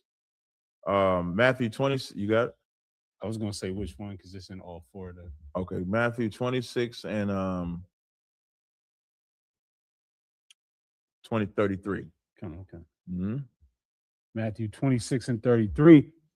Peter answered and said unto him, though all men shall be offended because of thee, yet will I never be offended. 34. Yahushua said unto him, verily I say unto thee, that this night before the cock crow, thou shalt deny me thrice. Read verse 35. Verse 35. Peter said unto him, though I should die with thee, yet will I not deny thee. Peter doubled down on it, even after Yahushua told him he was going to deny it. Peter doubled down on it. When you give an idle word, what does the Most High make you do? Stand on that idle word. Oh, you ain't going to deny me? Let's see. And there was a time where Peter said, when they went to Peter, let me see if this is it. Well, let's see if I can find where he denied him. Give me where he denied him. Where Peter denied Christ. Cut him to the core. It was rough. And y'all better make sure, man. Y'all better make sure y'all don't do this. Matthew 26 and verse 69. Read it. Now Peter sat without in the palace, and a damsel came unto him, saying, thou also was with Yahushua of Galilee. But he denied before them all, saying, I know not what thou sayest. Verse 71. And when he was gone out into the porch. You don't have to read it all. So, and these 3 times, he denied him. Read 75. 75. And Peter remembered the word of Yahushua, which said unto him, before the cock crow, thou shalt deny me thrice. And he went out and wept bitterly. Peter feared death. He feared the people. He feared the ramifications that came with it. And he had to learn that lesson. Let you learn that lesson too. Don't get out there talking about, man, I'm serving the Most High till I die. Okay, we gonna see. You might lose a job, might lose a rib, might lose your man, might lose your kids, might lose all of that. Let's see if you curse the Most High or reject the Most High when you go through the same exact thing. So I can't read where it says he sinned. I can't read even where it said he was punished. I can't read where he was still the rock. So I wouldn't say he sinned because I can't read that. But I will say he was afraid. What you want to ask? It's like I was gonna ask, is it more like prophecy fulfilling? No, it's just knowing them. It's just knowing the men that labor among you. So he knew Peter talked it. But he ain't necessarily walking. I know a lot of y'all that talk it, don't walk it. I want to build this camp. Go ahead and do it. Come on, sir. Man, it's been 7 months. I ain't seen a class. I ain't seen one brother come in here from his own. Not one. Hey, brother, you got a report? It's getting there. You know what I mean? I'm handing out some flyers. I'm doing okay. All right, brother. All right. Remember, you said you wanted this camp. Happens all the time. That's all that is. All right. Next. Come on, Chicago got a question. What's up, Chicago? I can't hear you out. Hey, shalom, Cap. Yabashim Yashar Barakatah, sir. Hey, Yabashim Barakatah. What's going on, mighty man? Not much, Adawan. Brother has a question real quick. He wanted a breakdown on the book of Luke, chapter 12, verse 49 and 50. So he wanted to know if this was Salaki. Let me find what the brother said, sir. He wanted to know if this was talking about baptism or an actual fire, you know, like the fire that Christ's gonna deliver on brothers. And me, I'd like to know if this is a scripture that could be used when we talk about how Christ said he's gonna baptize with fire and not water. If this is account of the water baptism off this scripture. I would like to know this Luke 12 and 49, you said? 49 and 50, sir. I'll read it. Okay. Book of Luke, chapter 12 and verse 49. I am come to send fire on the earth. And what will I if it be already kindled? Verse 50. But I have a baptism to be baptized with. And how am I straitened till it be accomplished? And he wants to know what? Is this talking about baptism or like an actual fire? No, okay. So when you think of baptism, right? When I'm saying you, not you general, but when we think of baptism is like something that you experience, something that you go through that's symbolic for something else. So in reverse, when you read verse 50, it says, but I have a baptism to be baptized with. What baptism is he talking about? Well, Salaki, sir, would that be his death? Yeah, the stripes that came before it, being beat, the crown on his heads. So when verse 49 says, I am come to send fire on earth, and what will I if it already be kindled? That's a question, right? Right. When he's coming to send fire on earth, what does that mean? Salaki, so would that be when he comes back to like when it said he's going to separate like father and mother, he gonna cause adversity in the household? When he come back, he ain't separating father and mother. Did you say something? When he coming back, then he coming back to whoop ass. That's the fire that's the fire he talking about. He ain't talking about he ain't talking about no damn regular fire. He talking about the ass whooping he about to put on this place. That's what he's talking about. You follow me? Got me with my crown all fucked up, man. I'm light skinned, man. We can't be out here looking like that. Hey, I feel the pain, sir. So when he says, I come to send fire on earth, what if he already be kindled? That's a question mark, because that fire is kindled. But it's not the fire that he's going to bring. But the fire that's already kindled is the destruction that is going to be happening when he comes. Then he says, but I have a baptism be baptized with. That's how you know baptism is just a process. Like, because of Christianity, we looking at baptism like being submerged in water. Right. And baptism is what John did as a baptism, prepared you for something. And then the water is irrelevant. The preparation is the important part. Because Christ used the same word. John used the same word of Christ when he said he's going to baptize you. He didn't use water, but it did prepare you. It prepared you. It restored you. You had to go through something. So Christ is saying he has to go through something. Like I have a baptism to be baptized with. How am I straightened till it be accomplished? Meaning, how am I right? Straightened is like, how am I upright until that be accomplished? The better way to understand that is, how can you receive anything unless you go through your baptism? If you don't go through your fire, if you don't go through your pain, if you don't go through your submersion, your change, how can you be straightened? Christ can't receive the fire that he's going to bring unless he first goes through the baptism. Read 51. Khan, verse 51. Suppose ye that I am come to give peace on earth. I tell you, nay, but rather division. Now, this goes into what he was doing the first time. He didn't come here to bring peace on earth, because you cannot have peace until you can win the war. Right. You have to come here to fight. So when he came here the first time, he came here for a division.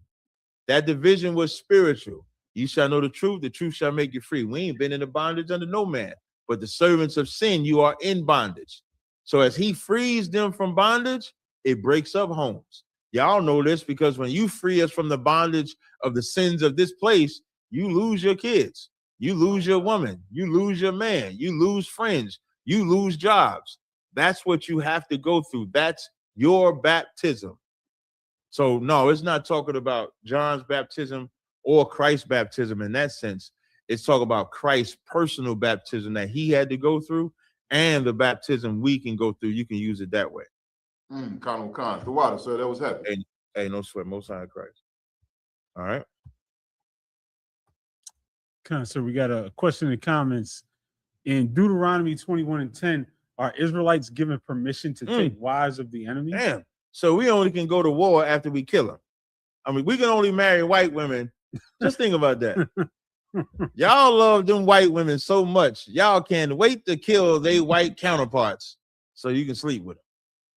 Now, if I was to take this the way that fake Israelites take it, you know that means that you're the bitch. Because the white man won the war against us. Damn. So you're their concubine. You're the pet. You're the one they walk on a leash like, look, here's my nigger. He has a huge penis, though. He gives me everything I want. That's white man or woman, just for the record. You know, white man love rod up his butt. That's all of it. He loves it. Ask Chud the Builder. You know I be calling him Bob the Builder?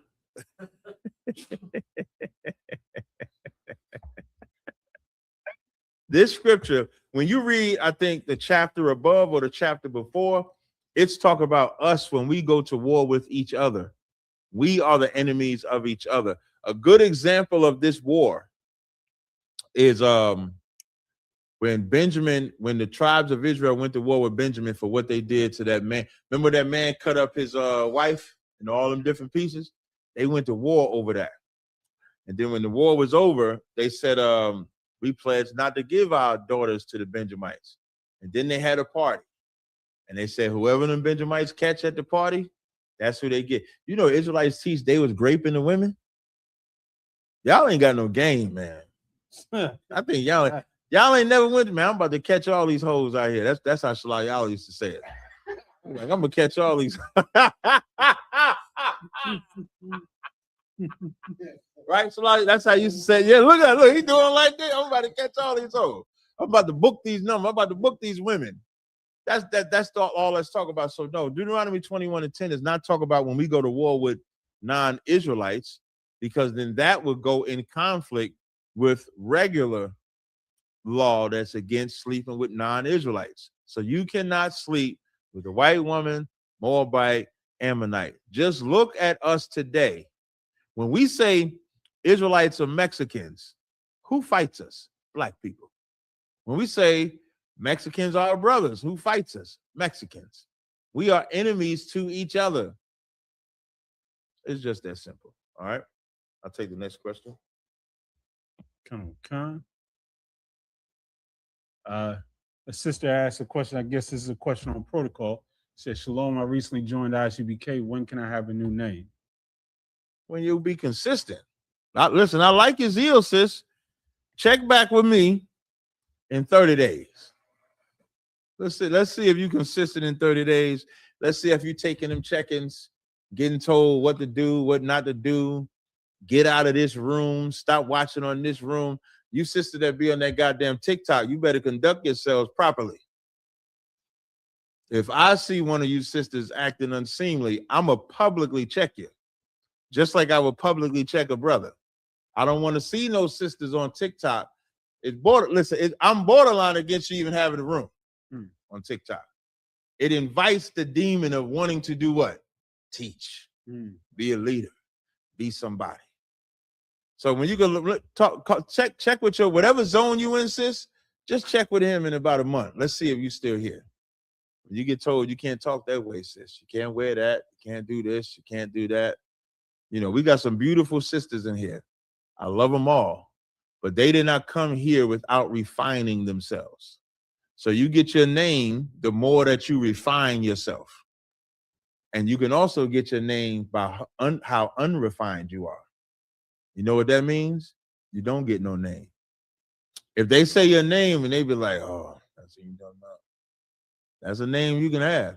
You know, the Bible says, let not a stain be in your honor and keep the preeminence of thy name. Your name should mean something. The reason why I can pick on Shalayala, because his name means something. So nothing I joke about him is real, so he can laugh at me. Ha ha ha, oh, Cap, you funny Cap. You this Cap. Let him have a horrible reputation, though. He would look at me like, damn, you still picking on me, Cap? Damn, I told you I'm trying to get better. I'm trying to do this. But he can laugh because he has a preeminence in his name. He does not have a stain in his name. And you want that to matter. If you want a name in this school, you're going to have to keep the preeminence of your name. You're going to have to be a sister that carries every single order you're given. A brother, every single order you're given. If brothers can say Khan out of one Khan, then sisters should never complain. The minute a sister say, why I got to say Lord? Why I got to say sir? Why I got to say Adawan? Oh, she marked. Hey, man, she might have to wait an extra couple of days. Are you going to bring her into school? I'm not bringing her into school. She can't say Khan out of one Khan. I'm sorry. She got to do that. We all do that. And let me tell you something else. When that job tell her she got to be at 9 o'clock, that bitch there at 8:55. That bitch say, yes, sir. How many records you need? I got it all printed out for you. I got the fries on time. I did this. I did that. Oh, she know how to work for the slave master. Women will love the damn job more than they love their man. So, sis, if you want your name, do the damn job. Follow the orders and do what you're supposed to do. That's how you get your name. I'll take the next one. Someone else dropped a quick question on names. Says, does your Adawan pick your name, the kids, and his own name? Yeah, so in some cases, that's really so. Because they're asking Adawan, I'm assuming she's married to a brother. So it's up to the brother. The brother can still come to the school to get the name that he wants for his woman. That's his prerogative. And he could still have the school do it, but it would be a name that he picked. He can then pick the names for his children, still have the school do it, but he picked the names. So that would be up to the husband at that time.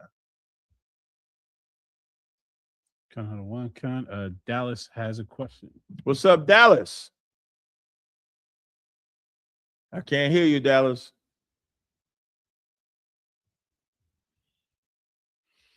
They'll get me right with Dallas. I'm about to come back to Dallas. Sahara put in the comments, why did you tell God Logic that Christ had the desire to sin? The Bible never said that. You might go to Romans 8th chapter. Romans the 8th chapter. Somebody go to Romans 8 and somebody goes to Hebrews 2 and 16. You're going to read Romans 8 and Romans 8 and you're going to go to 3. Romans 8 and 3. For what the law could not do, in that it was weak through the flesh, God sending his own son in the likeness of sinful flesh, and for sin, condemned sin in the flesh. Who knows what that means? Who knows what that means? And let me give y'all a caveat to understand this question. Y'all remember when Christ when Yahushua went to the Most High and asked for this cup to be passed from him, right? Did Christ want to drink the cup? And what was the cup? Death, right? If Christ doesn't do that, what happens? Sis? We don't get saved. The prophecy of God so loved the world, he sent his only begotten son. None of that gets fulfilled. Would that have been a sin? Whose desire or whose orders did Christ follow? He said, nevertheless, not my will be done, but your will be done. Even when Christ didn't want to do it, he obeyed. So when it says in the likeness of sinful flesh, you know what people think when they say sinful flesh? They think their body be talking. They never think their brain be talking. Sinful flesh is your brain talking. When it talk about flesh and spirit, flesh is what your brain wants. Spirit is what the Father's brain wants. Yahushua went 3 times to the Lord and asked for that cup to be passed. Knowing that, like, we prepare to die, you know, everybody prepare to die. But can you imagine knowing and having to walk into it, knowing when you have the ability not to? With all the power that the Most High gave Christ, he could have not done it. He could have not done it. Went to the Father 3 times, hoping there was something that he could have said to the Father, that there could have been another way. And when he realized there wasn't, he said, not my will. So if he says not my will, what is his will? His will is not to do it. So he had the desire to not go through with God's order, but yet he still obeyed. So in Romans 8:3, read that again.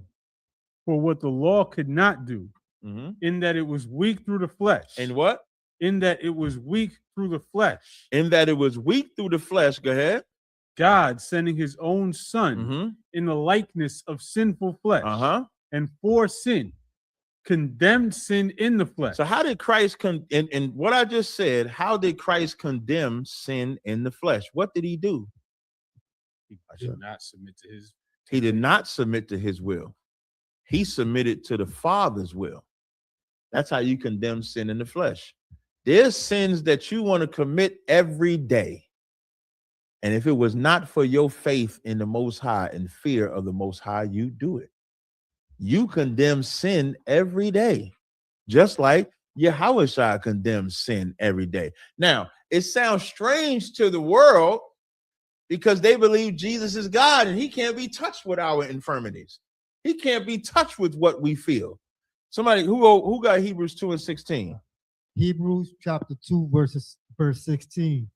For verily he took not on him the nature of angels, but he took on him the seed of Abraham. He took on him to keep going.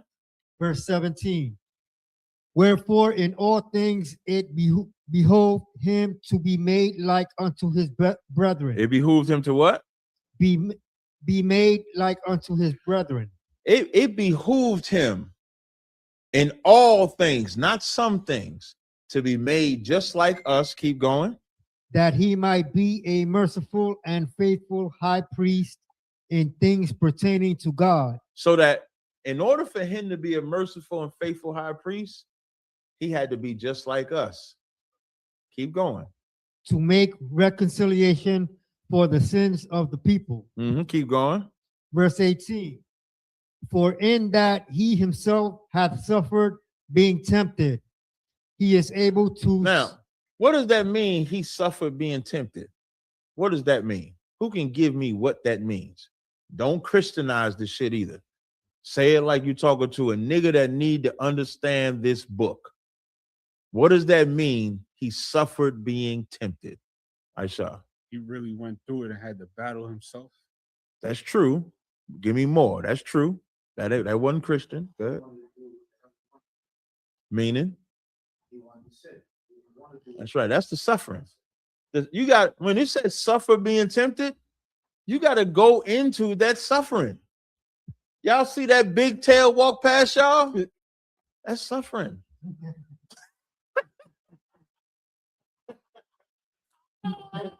I had a brother. Listen, I was on TikTok today. I'm talking to a brother, and the brother's trying to say he want to go to heaven and see his mama. I'm telling him, you don't go to heaven and see your mama. But because he was stuck on that, I dealt with heaven and hell from his lens. And then I asked him, I said, well, let me ask you something. Your mama's in heaven, right? He said, yeah. I said, you want to go to heaven, right? He said, yeah. I said, are you keeping the laws of God so you can go into heaven? He's like, you know, I see that booty. I said, so now booty is stopping you from seeing your mama? Damn. So the booty is more important than your mama. Damn.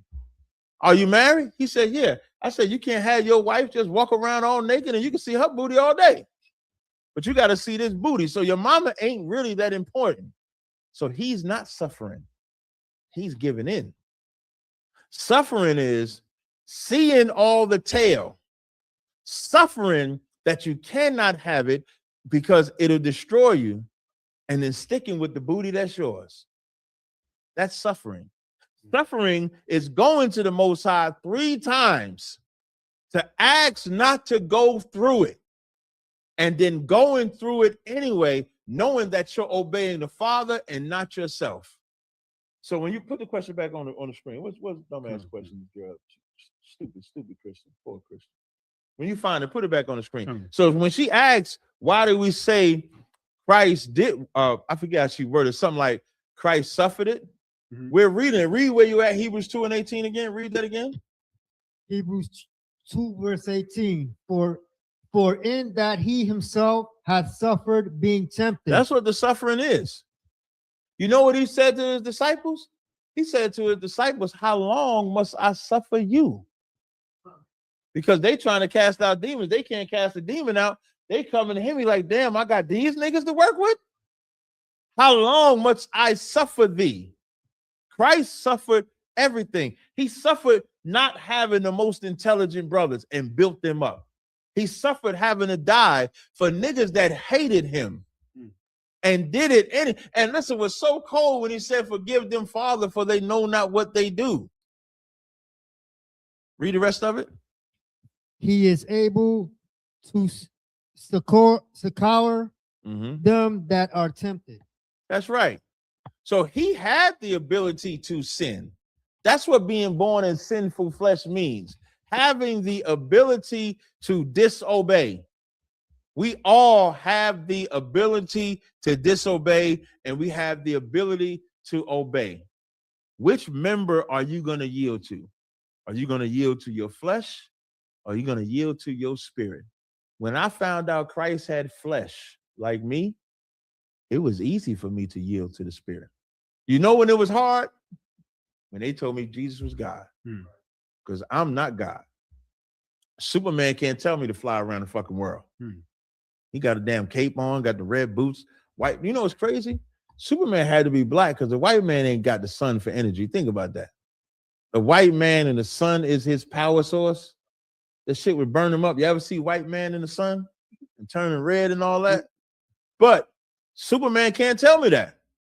And for my whole life, Jesus was Superman. And so because he was Superman, and I'm just down here, not Clark Kent. Who's the news reporter? Jimmy Olsen? I'm Jimmy Olsen. So we both can't. We both news reporters, but he's Superman. He can fly around. Then I find out I'm part of the Justice League like Jesus. So if he could do it, I could do it. How much more power is that? That's why it says in that he suffered being tempted, he is able to secure them. Because when he comes and checks you for not obeying God, you can't say, well, you Superman. He can say, nigga, I died for you. I took this pain for you. I took rejection. You getting rejected by this person. I got rejected by people after I raised a man from the dead. Who you raised from the dead? That's how he secures you. The little bit of persecution you go through is nothing compared to what Christ did. And Christ still went to the Father and not wanted to do it. So Christ had the ability to sin. That's what Romans the 8th chapter is talking about. He had the ability to sin and did not. And we supposed to know if he had the ability and not do it and then told us to be like him, if you're Christ-like, then you should not be sinning. If you're sinning, then you're not Christ-like. All right? What time we got? 9:07. What you got? What you got? Officer Tabazar also posted Hebrews 4:15. Let's read Hebrews 4:15. Hebrews 4:15. For we have not an high priest which cannot be touched with the feeling of our infirmities, but was in all points tempted like as we are. He was what? In all points tempted like as we are. Tabazar, y'all know Tabazar. I told you, I think the last time I talked about Tabazar, I told y'all that nigga don't smile. That nigga just pull precepts. That nigga don't smile. He don't do nothing. Hey, get him Hebrews 4:15. Tell me to read that. Con out of one con. That's an excellent brother, man. I love that brother. Yeah, I love that brother, man. But that's a good scripture. For we have not a high priest that cannot be touched with the feeling of our infirmity. Touch meaning experience. That's what the touch means. The touch don't mean this. The touch mean having our experience. And you know why that's important? When y'all go talk out to young men in the world, if you ain't grew up without a daddy, they won't hear you. In order for them to hear you, you gotta lead. You gotta damn near lead with, I ain't have a father neither. Now they hear you. My father was on drugs too. Now they hear you. So when squares talk to them, they don't want to hear from the square. You gotta let squares talk to squares. You gotta let street niggas talk to street niggas. When a street nigga talking to a street nigga, you know why they listen? What do they call them? They call them OGs. You know why they call them OGs? Because they respect them coming from their neighborhood. So Christ is the big OG that felt our infirmities. So when we go to him with it, we ain't going to him with something that he ain't felt before. There ain't nothing that you going through that he can't say, yeah, you know, I went through that. I know how to handle it. Now, if you make him the opposite of that, if you make him a man that did not feel our infirmities, if you make him a man that did not have the desire to sin, then he can't talk to me. He can't even relate to me. Even junkies only want to talk to former junkies. You had to at least smoke weed. Be addicted to weed is something. Lose a job over weed is something. If you ain't did that, alcoholism. If you ain't never got drunk, threw up, crashed the car, did something, vomited, woke up, ain't know where the fuck you was, and you go talk to an alcoholic, that shit gonna go in one ear and out the fucking other. Because you got to be one of them to be one of them. And so Christ was one of us. Christ had the desire to sin and did not sin. So when he tells you don't sin, he's speaking from experience. With that, you want to say something, Yadazar? With that, I'll pass the class to Priest and Officer Yadazar. Clap it up for the class. Oh, if I could real quick. Real quick. General Muhammad did not teach today, but he will be teaching live. It's going to be a weekend takeover. Commanding General Yohanan going. Yeah, right. Make sure y'all in DC for that. Friday's class in DC. Make sure y'all in the building for that. All right. Christ, clap it up for the class. And